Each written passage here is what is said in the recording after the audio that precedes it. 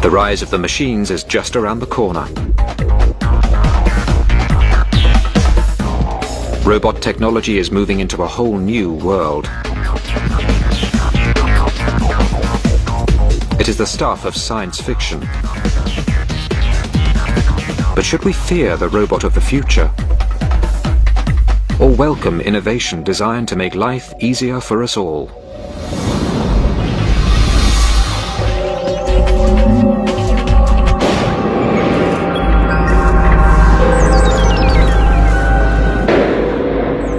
In the near future, robots may run our world. They could manage our cities, our money, even the details of our private lives. They don't have minds of their own, but could they? If they did, what would happen to us? We've seen it at the cinema. Man wiped out by creatures of his creation. For example, in the movie 2001, we had this beautiful spaceship with the state-of-the-art computer technology, and HAL was to carry out all commands given by humans. However, you know how humans are. We're messy. We give sloppy commands, and commands were given to the computer that logically could not be carried out. And so the robot said, well, if the humans give me orders which cannot be carried out, the only logical way to carry out these ridiculous commands is to eliminate the humans. And that's precisely what the robot did. That's the problem with robots. No common sense. Man's innate ability to think, decide and act has not always served the human race well. But wouldn't a world run by robots be worse? Much worse. If there's an earthquake, all of a sudden we have a shutting down of the water supplies. And the robot will say, well, we must take care of all the fires that are breaking out. It'll divert all the water to taking care of the fires. And at that point, there's going to be a massive dislocation in the water supply inside a city. And the robot will simply not know which catastrophe is more important than another catastrophe. But such scare stories aren't slowing down robot research.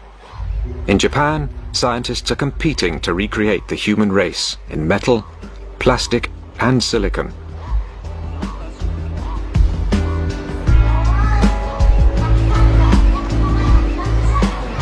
This is Asimo, the first humanoid to walk out of the laboratory and into the real world. It's designed to look friendly, not the kind of robot who'd zap us with a laser.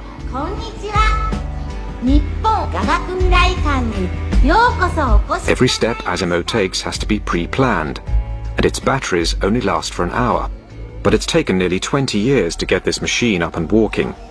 Masato Hirose was the project's chief engineer. It's our dream to come up with a robot that could be useful in people's everyday lives. I am 46 now, and it would be nice if I could make Asimo into the kind of robot I could use myself in the next 10 years, by the time I'm 55.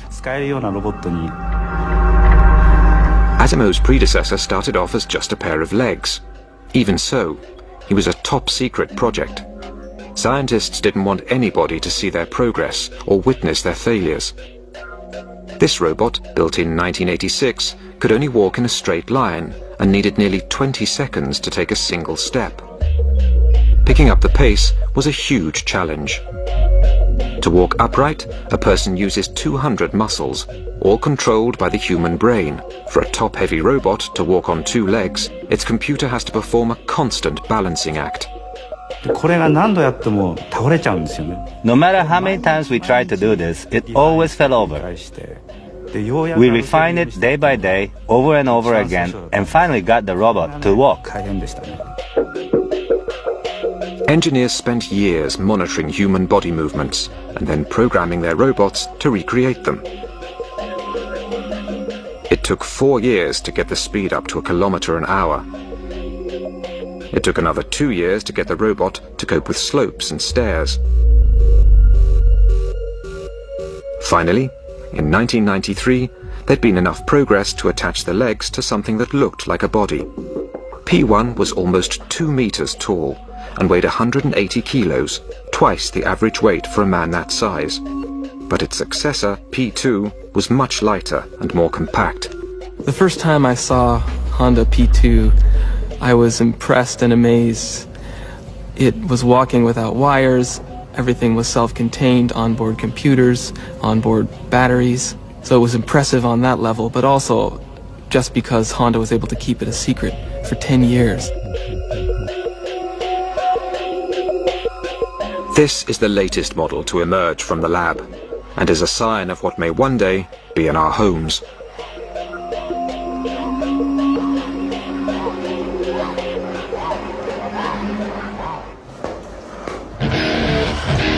The quest to build the first artificial human is highly competitive. H7 is the result of a multi-million-dollar research project funded by the Japanese government.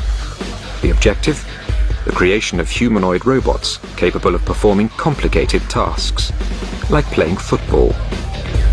Keeping your eye on the ball and kicking it with your feet may be child's play for humans, but it's a major advance for machines.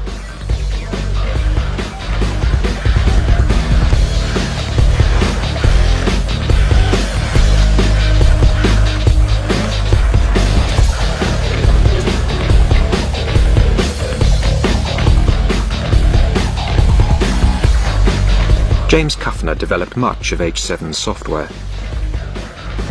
If I tell my daughter to go fetch my keys from the kitchen table, I don't have to tell her, move your left foot in front of the right foot, turn 90 degrees, and then enter the kitchen door. She can do that automatically, and we'd like to get robots to have that level of autonomy. H7 can track the ball with its eyes and make its own decisions about how to follow, catch, or kick it. But there are limits to what it can do of its own accord. H7 may have mastered football, but it's not so good at other sports. A whole new set of software is needed just to get H7 to pick up a bat. H7 doesn't find the bat by using its camera eyes. Instead, every movement is planned in advance and written into its software.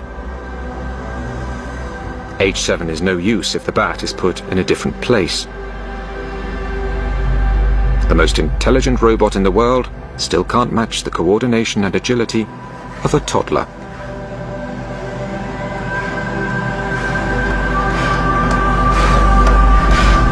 The software that I wrote for H7 took over 5 years to develop and over 100,000 lines of code. And that involved getting the robot to move, pick up an object and put it from location A to location B. It didn't include object recognition, speech recognition, other kinds of sensing like computer vision functions.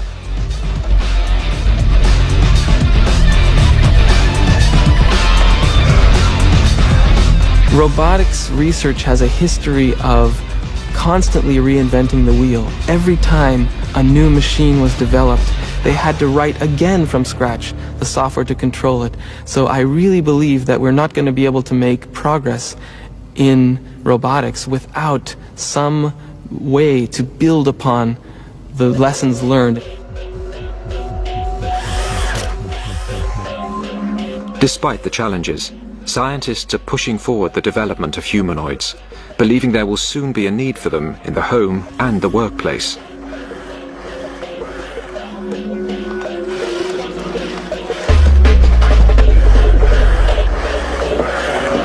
If you take a look at the Japanese population, it is aging rapidly.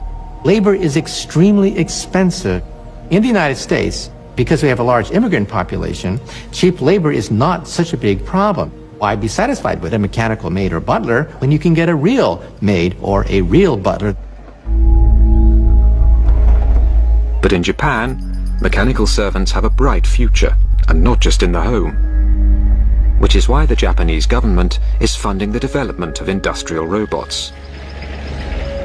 HRP-1 is a remote-controlled robot. In the future, versions of this robot could replace human workers on construction sites.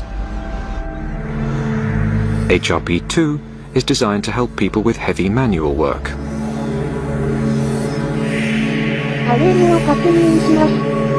It's remotely controlled by instructions given through a headset.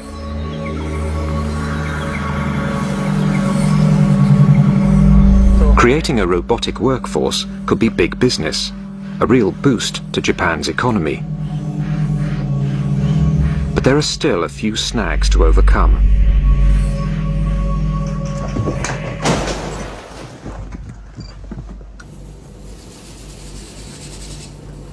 Staying upright is a delicate balancing act. Humans who have 10 billion neurons in their brain have spent over 2 million years learning how to do it.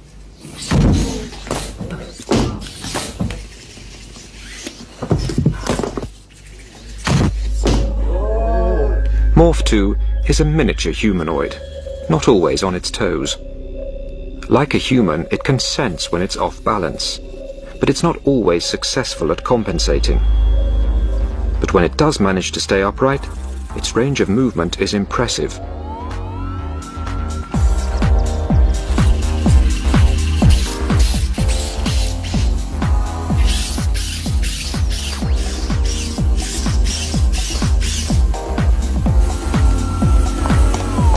A whole new meaning to agility tests. This is Morph 3.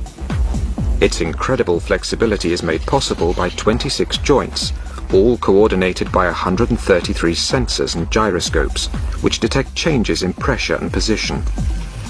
But they can't process all that information as quickly as humans, which is one reason they fall over so often.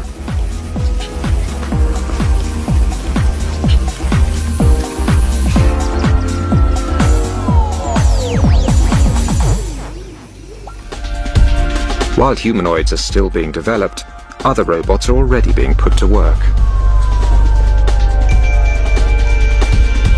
Packbot is a robot designed to help the police or armed forces in dangerous operations. One of the classic situations for the Packbot is a situation where a bad guy has barricaded himself inside a building and a police force is outside looking to make an entry. And they have very little information about what is going on in that building. So the robot is designed to climb stairs, climb into that building, look around, essentially put eyes and ears inside that building, give an idea where the doors are, where the stairway is, where the bad guys are, how many bad guys there are, if there are good guys, and if the bad guys are still alive. Packbot can be controlled from almost a kilometer away. It's a versatile robot, equipped with cameras, microphones, infrared sensors and sonar. The satellite navigation system tells its operator where it is, as well as the roll and pitch of the terrain.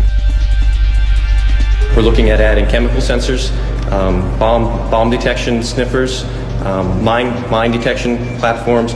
Basically any kind of sensor that you can come up with, we can incorporate on the back of the robot.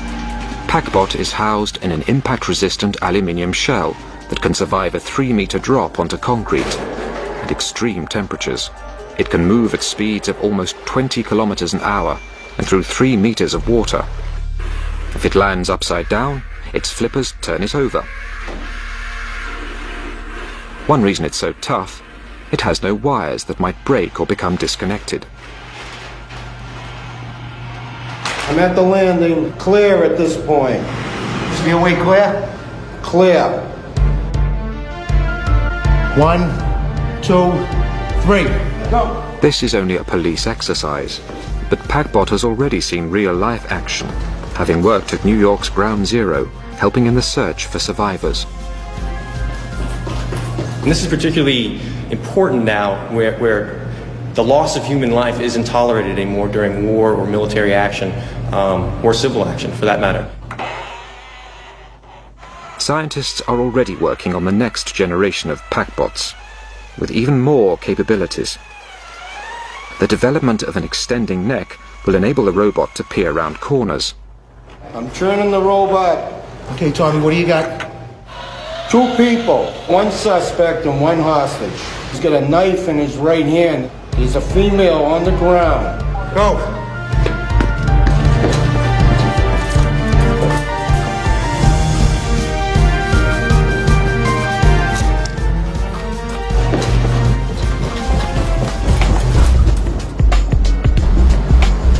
At the moment, Packbot works alone. But there are situations when it will be an advantage to have a whole team. This is becoming possible with new technology called Swarm. This group of little robots works cooperatively. At the moment, they are playing Follow My Leader. The inspiration for their software, the behavior of ants and bees. In nature, 20 million individuals, some of the larger societies of ants, all come together and work for a common goal. And they don't have cell phones, they don't have internet, they don't have GPS, but yet they're able to work together collectively and to do complex things like map their environment, form paths, carry food around, communicate information to their nestmates, things like that. So we're trying to get some of that intelligence into robots. Swarm bots can talk to each other without human control. Follow My Leader makes communication easy, especially underground where radio links don't work. The swarm can pass messages through each other until they reach the surface. One robot can say, I need 5 robots to follow me, and 5 robots will run and compete to be the 5 that get to follow, and they'll follow this robot like a train. If one of the robots fails, maybe its motor dies, or maybe it gets caught in a crevice, the world is very difficult. It doesn't matter, because another robot can just jump in and take its place. Teamwork means the swarm can spread out at speed, covering a wide area quickly. The robots can create an up-to-the-minute moving map of the disaster area. So, for example, you could put a lot of swarm members into a burning building, and they could spread out. And they could all have sensors that say where the hot spots are, where the smoke density is, where people might be found. So you've got this map that's growing very quickly. One robot wandering around could never do that. Ultimately, the goal is to construct thousands of swarm robots, clever enough to take on intricate tasks in difficult environments, such as searching for landmines, rummaging through rubble in the aftermath of an earthquake, or even exploring forbidden planets like Mars.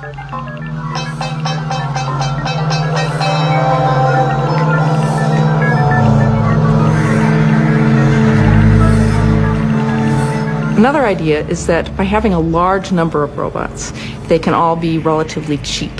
It's not so important if one of them breaks. So now, if you wanted to have a mission on Mars, for example, imagine dropping 1,000 robots. It doesn't matter if 80% of them fail when they're dropped. There's still 20% down there that are running around collecting information. Whereas if you just had one very expensive robot and it broke, the mission has failed. And with these uncomplaining automatons doing the dirty work, there's no risk to human life. Robots can withstand the stresses, the strain, the radiation, the deprivation that exists in outer space. They don't complain, they don't require life support, and they don't have to come back. But space research will have job opportunities for bigger robots too. Robonaut is a remote control robot developed by NASA to work outside a space station where there's danger from space debris and cosmic rays. Safe inside the space station, the astronaut wears a special visor and glove.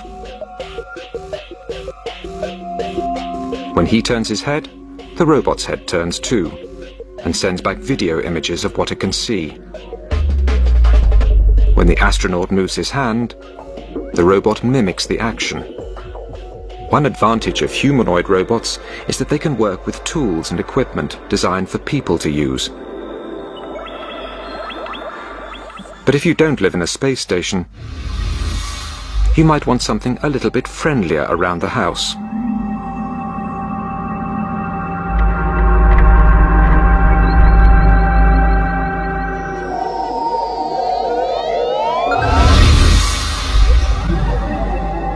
How about a robot that could greet you at the door?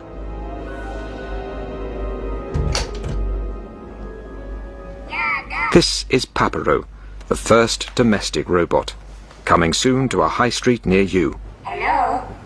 調子はどう? I'm fine, thank you. Yahoo! Papero stands for Partner Personal Robot. It's a PC on wheels. It could act as your personal secretary. It can take voice messages, send and receive email, even operate the TV. 6チャンネル. Hi, hi. Papero is programmed to respond to human requests. It recognizes 650 voice commands and speaks 3,000 phrases. It recognizes people by their faces and recalls facts about them, like their blood types and birth dates. You know when Papero is listening to you because its ears turn green.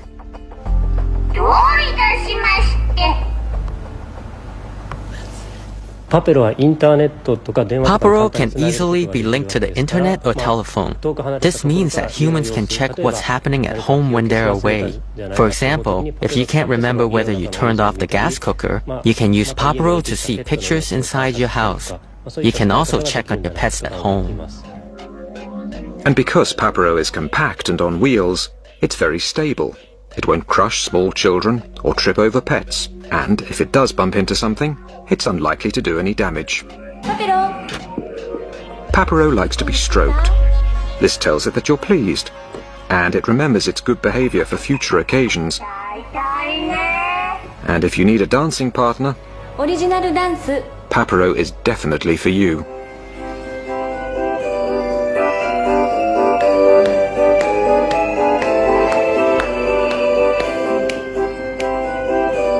Papero can be as endearing or as irritating as a 2-year-old child.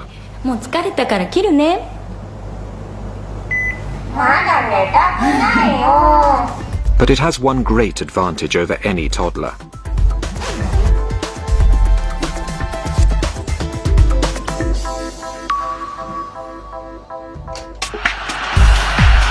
"20 years of research have gone into today's robots.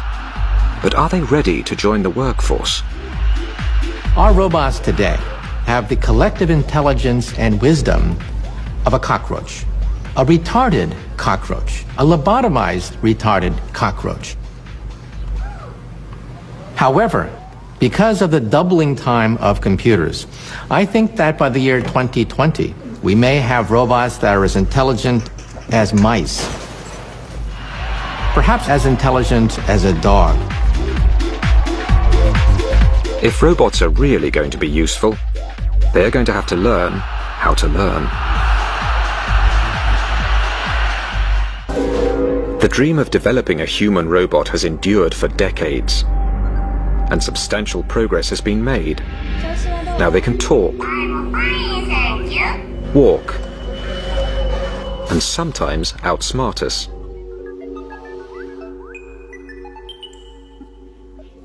Playing chess against a grandmaster demands intellectual skill. But in 1997, the world's greatest chess player, Garry Kasparov, was beaten by a computer called Deep Blue. So, if they are so clever, why haven't we put them to work yet? The real problem, why we don't have mechanical maids and butlers, is the common sense problem. Things we take for granted are almost impossible to perform by robots. We know that water is wet. We know that strings can pull, strings cannot push. We know that when you die, you don't come back the next day. It would take experts centuries to program a robot to have the common sense of a 2-year-old. So now, robot designers in America are trying a different approach, getting them to learn. Cog is a robot that, like a baby, is learning through experience. Cog has several cameras. Through them it can see objects in wide angle or close up. It can track objects, sense and depict color. You see, robots can see. In fact, robots can see about 10 times better than you can see. But robots don't understand what they are seeing. They don't understand anything more than lines and simple geometric patterns. At first, Cog didn't know where its arms stopped and where an external object began. But by seeing and poking these toys, Cog is slowly learning the map of its own arm and how to distinguish a particular object from the background.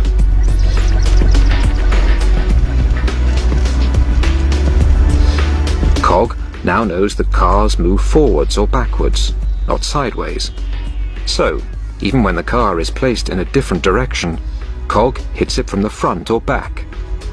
If robots can learn from experience, they won't have to be programmed for every task. But this initiative is still labor-intensive. We'd like to be able to take that robot in the future and show it, here's how to do the ironing. You know, you fold it this way, you do that, and that's how to iron. You do it now. We'd like the robot to understand that, be able to map it to its own body and do the task. This is K1. K1 isn't doing the ironing yet, but it does try to copy its programmer's workout.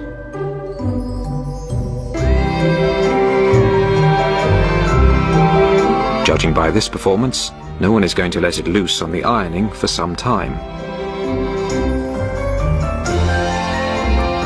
Copying is just the first stage of developing intelligence. If K1 is ever going to learn how to do the ironing, it will not only have to know how to hold the clothes and move the iron, it will also have to understand that the aim of the exercise is to get the clothes free from creases.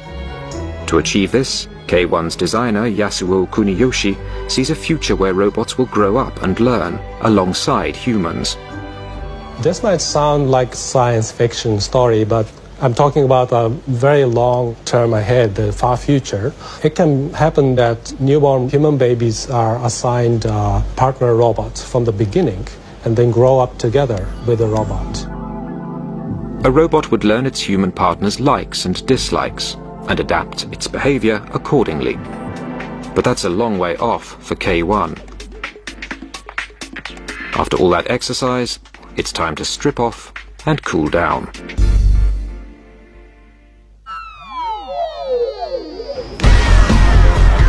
Hockey here. Okay, you go, DB. Now you're playing. Darren Bentivegna is teaching DB to play air hockey. DB's camera eyes have been set up to track the puck's bright colour. So far, so good. As long as the lighting conditions don't change. Now you know how to play it. Alright, getting a little better. But to play the game, DB not only needs to see the puck, but to predict where it will be a few seconds later. That's my score. The puck not always can be seen. Sometimes it goes underneath an arm or it's in a corner. So when this happens, DB cannot see the puck anymore. So it's almost as if you were to play air hockey and somebody was always to do this to you. So you're trying to predict, and then all of a sudden somebody covers your eyes, and then they take your hands away, and now the environment has changed. Yeah, okay, now hug the puck now. Give it up. Once DB has learned how to keep an eye on the puck, it then needs reasoning skills to decide its strategy.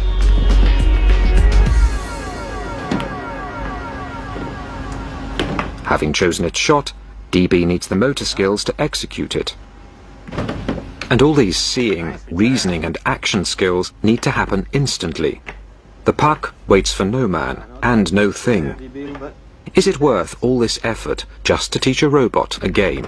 Through verbal communication, you could tell DB or teach DB new skills, as you would teach a person. So, for example, if you wanted to have DB do ironing in your home, you would have DB in the location, and you would tell DB, watch DB, this is how we iron. We take the iron, we move it across the clothes, and we look for the wrinkles, and we make sure we don't burn. And it would know about all these items through these communications, and little by little build up more and more skills.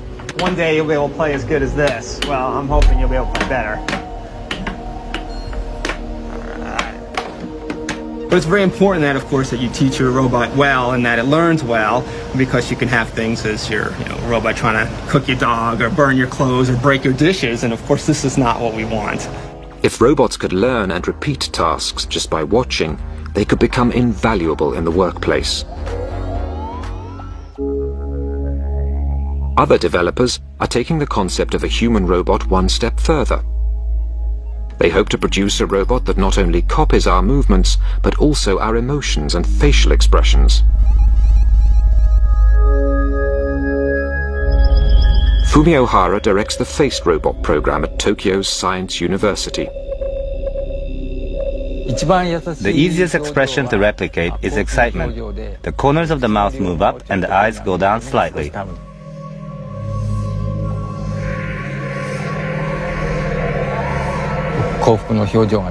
But for surprise, the eyes get bigger and the mouth opens, like this.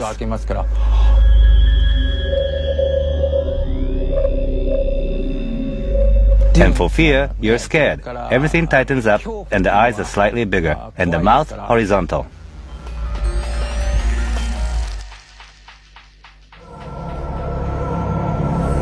Not exactly a pretty face, but a functioning face, the first of its kind in the world. Silicon is stretched over the skull, made up of semiconductors, wires and pistons. The wires have to be positioned in exactly the right place to replicate the muscles in a human face. But expressions like fear, surprise and anger use similar muscles and can be difficult to tell apart. So it's hard to make the silicon look expressive. We call it virtual communication. We just want to find out how well a machine can fool people by creating realistic expressions.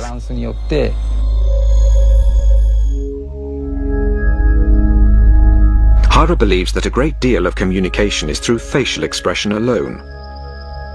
To communicate effectively with humans, robots will need to express feelings we can understand. With the help of tiny video cameras mounted behind the eyeballs, this robot can already read human faces and copy what it sees. It's programmed to recognize and recreate 6 emotions. But Hara wants to give the face a voice so the robot can not only look angry, but sound angry.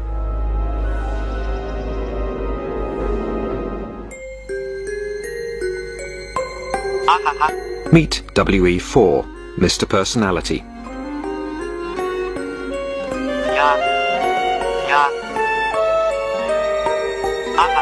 It really seems to enjoy tracking a red ball and doesn't like being ignored. It shows surprise when the scientist opens a bottle of vodka, but it does like the smell. WE4 can make expressions of disgust, fear, anger, surprise, sadness, and happiness.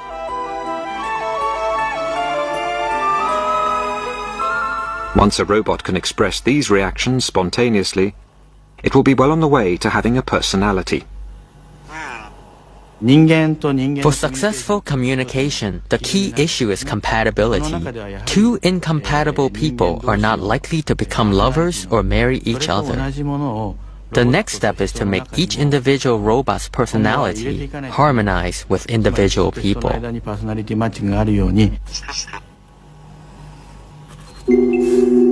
Rodney Brooks is developing a sociable humanoid robot he calls Kismet. Do you want to talk to me today? What do you think? More than that. I'm too close? What if I get this close to you? What do you think? Right now, Kismet is modeling a very young infant who doesn't really have language. So it babbles and does turn-taking, as you can do with a young infant, back and forth. But there's not too many words that it understands, and it can mimic a little bit, and we're having it learn about simple objects by talking to it. Can you see me? Yes. No, it's a bright light, isn't it? You're much more interested in the bright lights than my face today. Come over here. Kismet engages with people through an expressive face-to-face interaction. Brooks was inspired by infant social development and psychology. Hero. Kismet has a bunch of different emotions, and it will react differently to the same stimulus depending on what emotional state it's in. Sad. So we never know from minute to minute or even day to day how it's going to interact with us.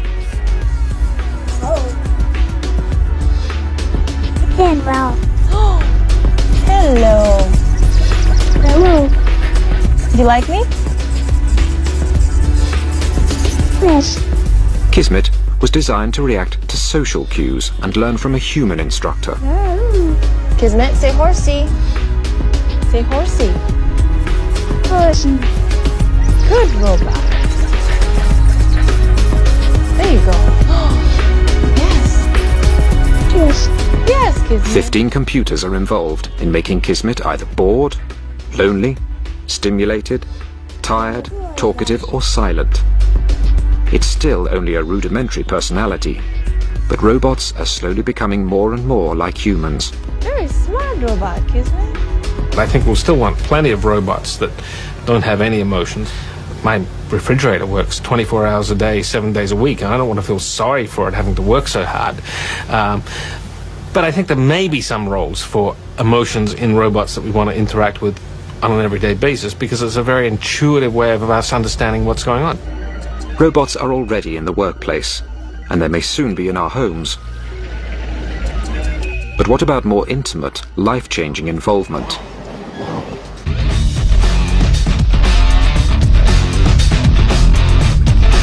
Eric Harper looks like anybody else. But one part of his body is completely robotic. 9 years ago, Eric lost his right arm in a printing press accident. The day I lost my arm, I had been working late. The rest of the shift had gone home, and I jumped up onto the machine and actually fell in and was drawn into the machine, and then it shut down. My arm stuck in the press, and day shift isn't going to come in till 5:30, so I have 4 hours to wait. Eric was eventually rescued, but most of his right arm had to be amputated. I was right-handed, and having lost my arm, it was like, oh, well, this is going to kill me? No. I'm going to go on. I'm going to do what I want to do. I have a life to live, and it's not going to stop me. The robotics in Eric's new arm are designed to respond naturally to his body movements. The arm consists of microprocessors, circuit boards, motors and gears.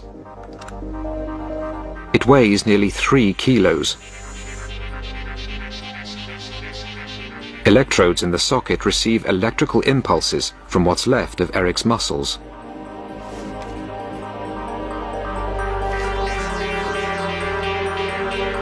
A valve seals the vacuum inside his false arm, helping to keep it in place. A computer reads the electrical impulses from Eric's back muscles and bends his robotic elbow, raising his forearm.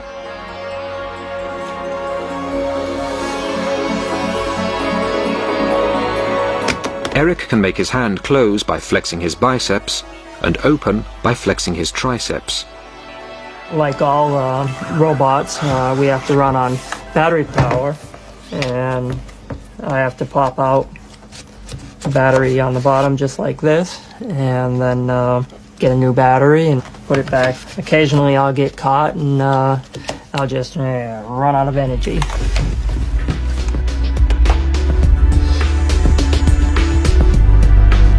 Eric's arm, although not perfect, has changed his life. So will this technology one day be able to improve our brains as well as our bodies?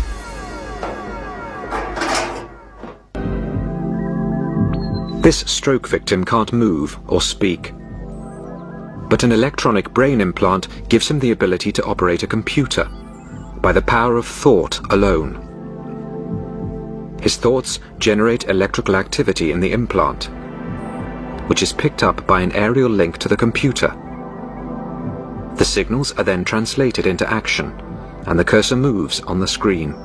The brain is able to communicate with electronic devices really because they speak the same language, which is electricity. A two-way signaling system is being developed so that implants can also receive information from other parts of the body. We want to bring touch into the brain directly using stimulation through arrays of electrodes in the brain. And we think that it will be possible someday for people who are quadriplegic to be able to feel their body again. External brain stimulation is already being put to the test. This is the world's first radio-controlled rat.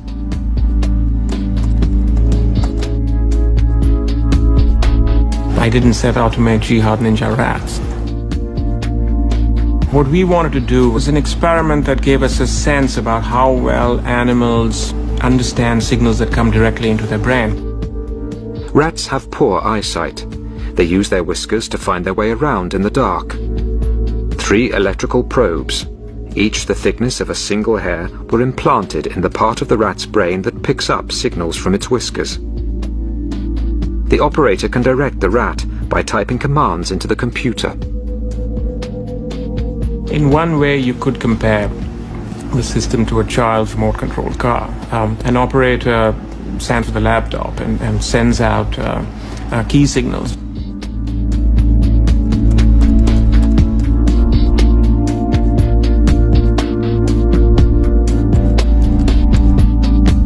When the signals are turned off, the rat becomes confused until the next signal is given.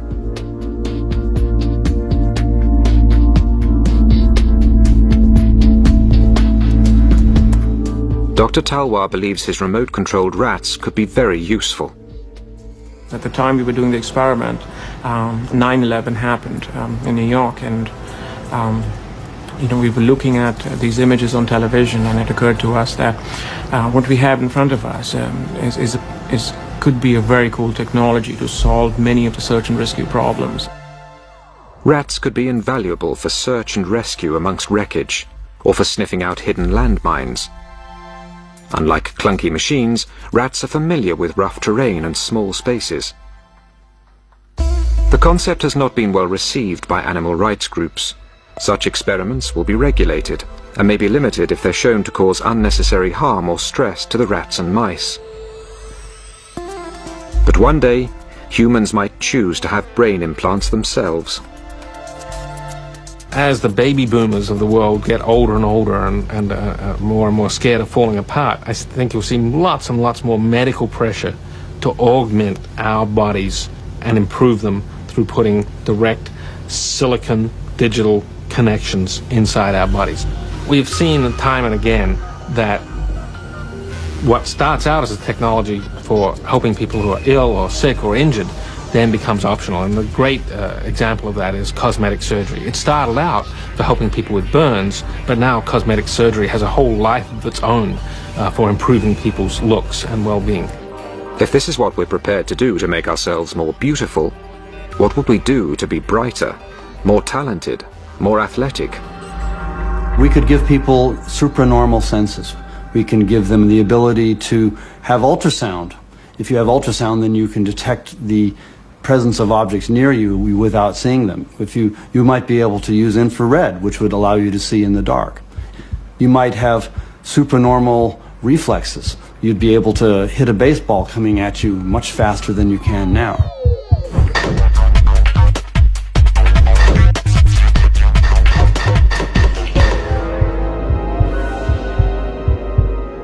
Once you have that, it's not very far to getting a wireless internet connection inside our head. So I fully expect 20 to 25 years from now, a lot of us, our grandchildren especially, will be walking around with wireless internet connections.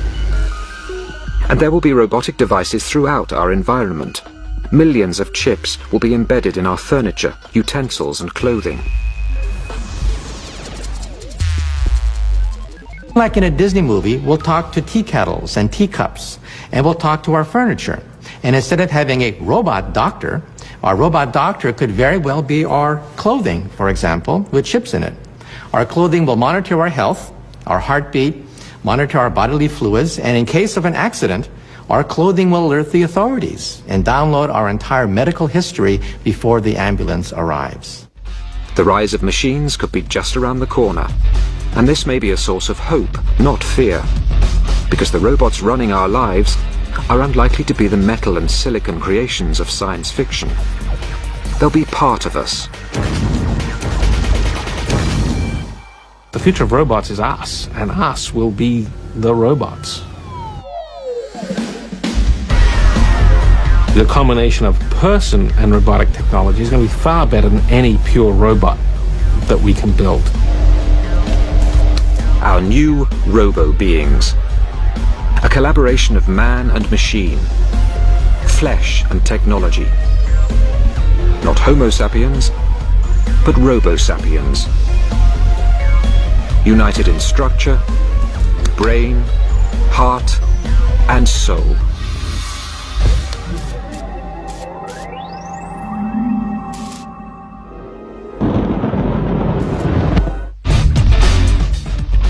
Next tonight, there's a terrifying game of cat and mouse off the coast of Bermuda when American and Soviet subs collided. Nuclear sharks after the break.